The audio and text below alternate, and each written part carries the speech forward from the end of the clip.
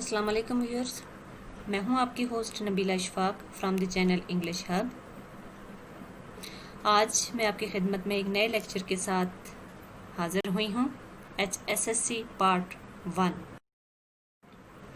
आज का हमारा लेक्चर है poem number 4, oh where are you going by W.H. Auden. इनका टाइम पीरियड यानी इनका वर्किंग पीरियड है 1907 टू 1973। पोइट के बारे में आपको बताते चलें, इनका फुल नेम वेस्टन हग ऑर्डन है। बॉर्न 21 फरवरी 1907 इंग्लैंड में पैदा हुए। इनकी डेट ऑफ डेथ 29 सितंबर 1973। इनकी education MA English language and literature, यानी इन्होंने इंग्लिश में मास्टर्स किया लैंग्वेज और लिटरेचर के साथ। इनकी सिटीजनशिप ब्रिटिश अमेरिकन थी। Auden attend ST Edmund school Hindhead. Auden ने जो उनकी स्कूलिंग थी वो ST एडमंड स्कूल से उन्होंने इब्तदाई तालीम हासिल की और उसके बाद 13 साल की उम्र में ग्रेसहम स्कूल से उन्होंने बकिया तालीम को हासिल। पोएम के बारे में आपको बताते चलें, जैसा कि आपको टाइटल से ही आपको पता चलता है, oh where are you going. W.H. Auden की ये पोएम है और ये बैलेड फॉर्म में मौजूद है और इसमें बेसिकली उन्होंने ह्यूमैनिटी को शो किया है और ह्यूमैनिटी के दो एस्पेक्ट्स को शो किया गया है। 14 एंड 15 सेंचुरी में ये जो नज़म लिखी जा गई थी एज अ वर्सेस और नेचर से रिलेटेड थी। नेचर से रिलेटेड आप कह सकते हैं कि ये इनर फीलिंग्स के हवाले से थी। तो ये जो है वो 14 और 15 सेंचुरी में लिखी गई। The poem consist of 4 stanzas. ये नज़म 4 स्टेंजाज पर मुश्तमिल है। All of are quatrains alternating between 2 voices. और ये जो चारों स्टेंजाज हैं ये मुख्तलिफ अंदाज में आपको मुख्तलिफ सबक दे के जाते हैं। और क्वार्ट्रेंस का मतलब है 4 लाइंस पर मुश्तमिल एक स्टेंजा है और इसके 15 पॉसिबल राइमिंग स्कीम भी मौजूद है।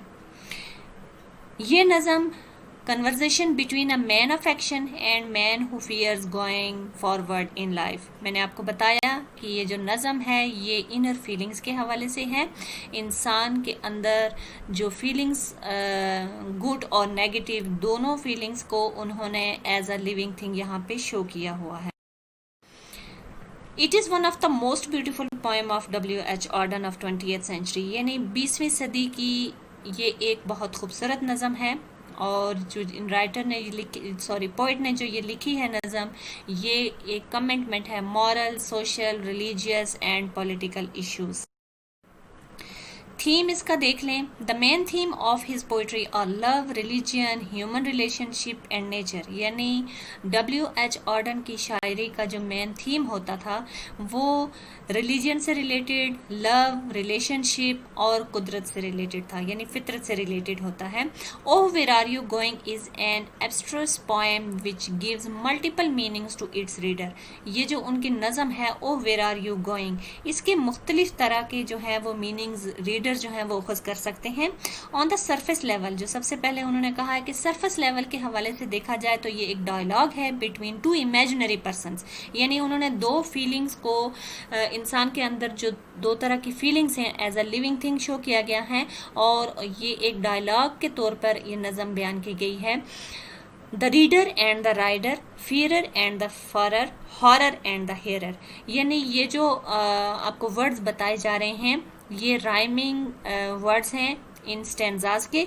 और यहाँ पे पहले में रीडर और राइडर के हवाले से 2 फीलिंग्स शो हो रही हैं, दूसरे में फियरर एंड फॉरर के हवाले से हैं और फिर हॉरर एंड हेरर के हवाले से 3rd स्टेंजे में मौजूद हैं।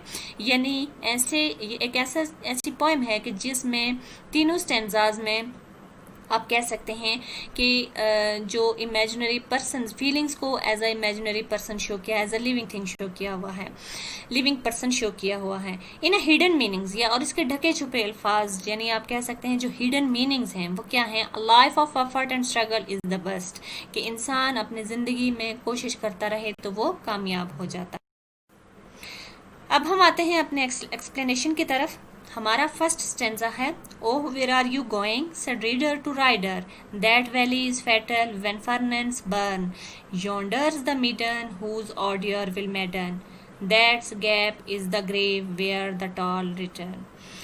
रेफरेंस है, the lines have been taken from the poem oh where are you going written by W.H. Auden. इसका कॉन्टेक्स्ट देख लें। In this thought provoking poem the poet has describe two different forces of mains personality, यानी इसका context है, इस नज़म का जो एक बुनियादी मकसद है वो ये है कि इंसान की जो पर्सनैलिटी है, जो शख्सियत है, उसके दो एस्पेक्ट्स को बयान किया गया है, दो फोर्सेस को बयान किया गया है। एक को उन्होंने आपके पहले स्टेंजा में रीडर और दूसरे को राइडर के हवाले से शो किया हुआ है। जो यहाँ पे राइडर है वो अपनी लाइफ में मूव ऑन करना चाहता है, लेकिन रीडर उसे जो है ज़िंदगी में आने वाली तमाम कन्फ्लिक्ट्स के बारे में, तमाम जो एस्पेक्ट्स हैं, आप कह सकते हैं तमाम खौफ के बारे में उसे जो है वो बताते हैं। One force frighten him to go ahead in life, यानी एक जो इंसान की ताकत है वो उसे आगे बढ़ने से रोकती है, जबकि दूसरी ताकत उसे आगे बढ़ने में हिम्मत देती है। The poem show that the inner conflict of a man, यानी यहाँ पे इंसान की ज़िंदगी के अंदर, यानी इंसान के अंदर जो कश्मकश चल रही होती है, बेसिकली इस नज़म में वो चीज़ शो की गई है। Through this poem the poet tells us that the way to success is not clear and easy. इसी नज़म के तहत शायर ये कहना चाहता है कि इंसान की ज़िंदगी में कामयाबी का रास्ता जो है वो इतना आसान नहीं है। We need courage and determination to cover this distance, और हमें जो है वो इस डिस्टेंस को, इस फासले को तय करने के लिए हमें एक कुव्वत और ताकत की ज़रूरत होती है। Explanation, in these lines the reader who has been represented as a scared character, यानी इन लाइन्स में जो है रीडर जो है वो एक स्केयर्ड करेक्टर शो किया गया है। एज अ करेक्टर उसे क्या शो किया गया है, एक खौफजदा करेक्टर शो किया गया है, और राइडर जो है वो करेजिस, यानी वो रिप्रेजेंट कर रहा है एक डिटर्मिनेशन फीलिंग्स को। ठीक है, तो यहाँ पे जो रीडर है वो राइडर को मूव ऑन करने से रोकते हैं, और यहाँ पे जो उसे वाज़ह तौर पर बताता है कि जो वैली है, यानी जो वादी है, वो खौफनाक है, वहाँ पर बहुत हद तक कूड़ा किरकट मौजूद है। यानी बेसिकली ये जो लाइंस हैं ये इंसान की ज़िंदगी में आने वाली उन मुश्किलात को मुख्तलिफ अल्फाज के साथ तशबीह दे के बयान कर रही हैं। He will find himself helpless and it will prove to be his grave.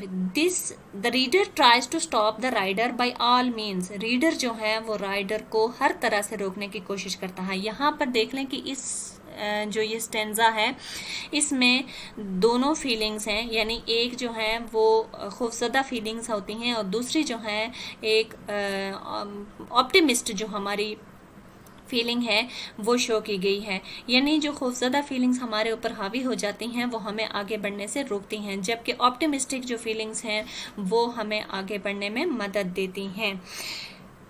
In fact यहाँ पे जो रीडर हैं वो एज अ सिंबल शो किया गया है, किसकी, नेगेटिविटी और डिस्करेजमेंट के जो है वो सिंबल शो किया गया है, और जबकि राइडर जो हैं वो इनकरेजमेंट और ऑप्टिमिस्ट का जो है वो सिंबल शो है। सेकंड हमारा स्टेंजा आता है और इसमें भी वही दो फीलिंग्स हैं, लेकिन उनको मुख्तलिफ दूसरे नाम के साथ पुकारा गया है, और वो फीलिंग्स क्या हैं, वो नाम क्या हैं, फीरर एंड फारर।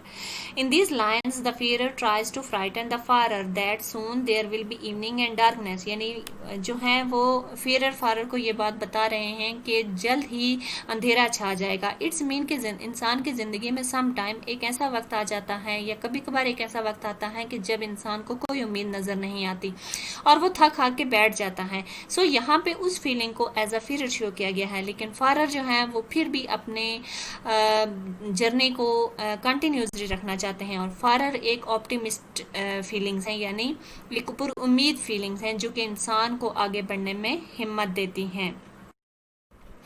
थर्ड स्टेंजा में हमारे पास जो है वो उन्हीं दो फीलिंग्स को हॉरर और हेरर के नाम से पुकारा गया है।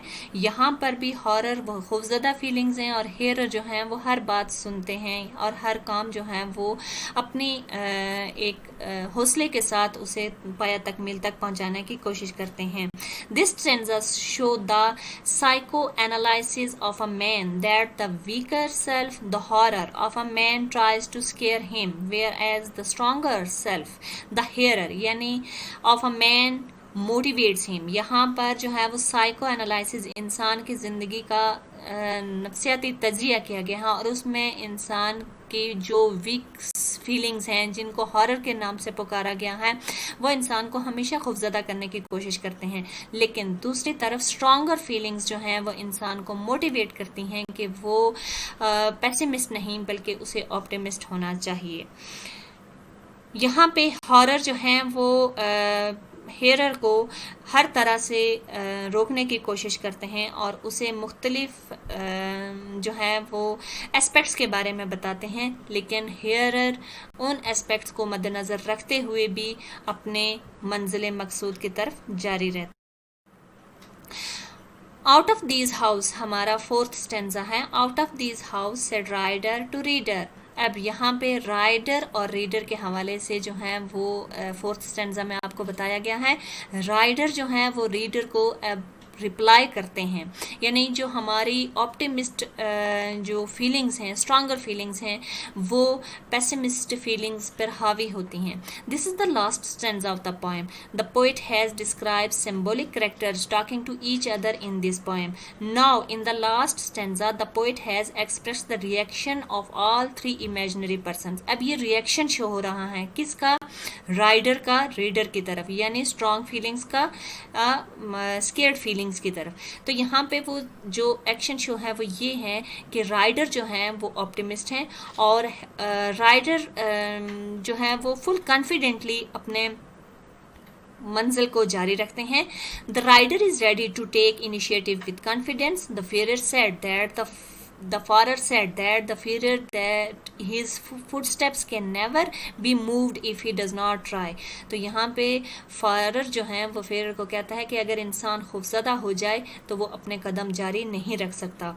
वो उन तमाम मुश्किलात के बावजूद इंसान अपनी ज़िंदगी में मूव ऑन रहे तो वो अपने मंजिल मकसूद तक पहुँच सकता है। यहाँ पे rider as a brave person show किया गया। यहाँ तक था हमारा आज का लेक्चर। वीडियो देखने का बहुत बहुत शुक्रिया। मज़ीद कम्प्रिहेंसिव लेक्चर्स को देखने के लिए हमारे चैनल इंग्लिश हब को सब्सक्राइब करें और बेल आइकन पर क्लिक करें। एक नए लेक्चर के साथ नबीला इशफाक आपकी खिदमत में फिर से हाज़िर होंगी। तब तक के लिए अपना ख्याल रखिएगा। अल्लाह हाफिज़।